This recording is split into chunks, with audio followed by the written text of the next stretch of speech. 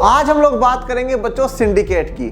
Syndicate कौन होते हैं? सिंडिकेट कांग्रेस के वरिष्ठ और प्रभावशाली नेताओं का समूह था। 1960 के दशक में जो कांग्रेस के सीनियर लीडर्स थे और जिनका कांग्रेस पार्टी पे बड़ा दबदबा होता था, उन नेताओं के समूह को सिंडिकेट कहा जाता था।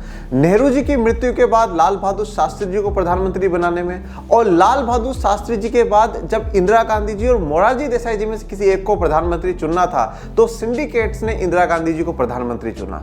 शायद इस उम्मीद से चुना गया था कि इंदिरा गांधी जी को अभी सरकार चलाने का कम अनुभव है और हर फैसले के लिए इंदिरा गांधी जी हम पर यानी कि वरिष्ठ नेताओं पर, सिंडिकेट्स पर निर्भर रहेगी। परंतु जैसे ही इंदिरा गांधी जी प्रधानमंत्री बनती है, इंदिरा गांधी जी का यह मानना था कि नहीं, मेरी एक आत्मनिर्भर छवि होनी चाहिए, मैं किसी पर भी निर्भर नहीं रहूंगी, चाहे वह सिंडिकेट हो चाहे और कोई हो। और यहीं से शुरुआत होती है कांग्रेस के विभाजन की।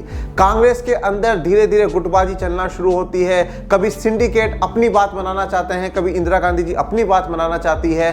और 1969 में जब राष्ट्रपति पद के चुनाव होते हैं और कांग्रेस अपने ऑफिशियल कैंडिडेट नीलम संजीव रेड्डी जी को खड़ा करती है, परंतु इंदिरा गांधी जी उस समय के उपराष्ट्रपति वीवी गिरि जी को कहती है कि आप निर्दलीय में जो है राष्ट्रपति पद के लिए चुनाव लड़िए।